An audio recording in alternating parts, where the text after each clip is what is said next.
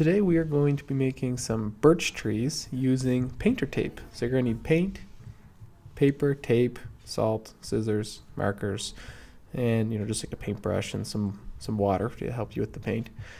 The first thing you're going to do is use your tape to create the ground on your painting.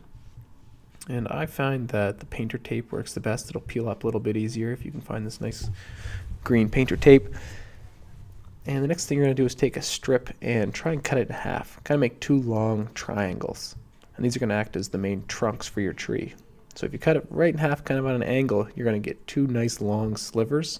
So I'm going to just use those to make two trees. And those will be like the starting trunks for my trees. So stick them on, angle them any way you'd like. Make sure you really press them down tight on the paper because you don't want any ripples in the tape. And you can just trim them up and make them any shape you want. You really don't want them to have any jagged edges. Try to make them nice and smooth if you can. And you'll notice that as you start trimming your pieces, you keep on getting these long slivers of tape that you'll create, and you can use those on your picture to just create more branches. So just really keep on cutting up these little slivers of tape, these little tiny triangles, and adding them on for your branches. And just remember that as the tree grows up, the branches need to keep getting thinner. So you can see that the ones at the top have really skinny branches, and the ones at the bottom are a little bit thicker. Any piece of tape, the base of the tape, should be smaller than the branch that you're sticking it onto. And the next thing we're going to do is get out our watercolors, and we're going to paint the sky in behind the trees.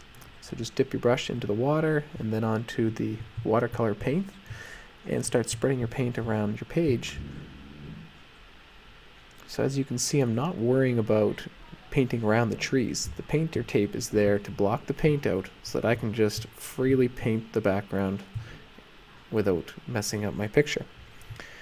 And I'm kind of trying to create an even transition from a dark blue to a light blue. You can see the top, I'm trying to get a little more color and then let it get lighter as it gets closer to the ground.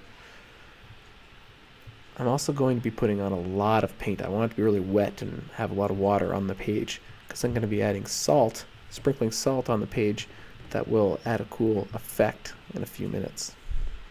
Once your whole page is filled in and the paint's still wet, take a pinch of salt and spread the salt all over your page. Really try to put some salt on the wetter spots on your page, and the salt will dry up all the water and leave a really cool effect on your painting. Next, we're just going to let the picture dry for a little while. And once all the paint is dried, you can then peel off the tape. So you're just going to be very careful in peeling off the tape. You don't want the page to rip. You're just going to take your time.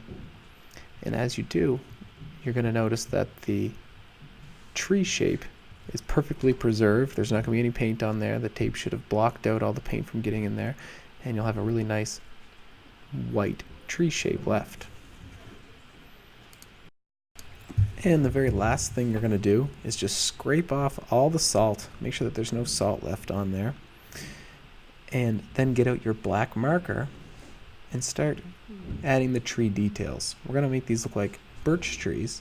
And the birch bark kind of has black stripes all over it. So you're going to just add some little lines on the tree to give it some extra detail. And once you've added the stripes to your trees, your painting is finished.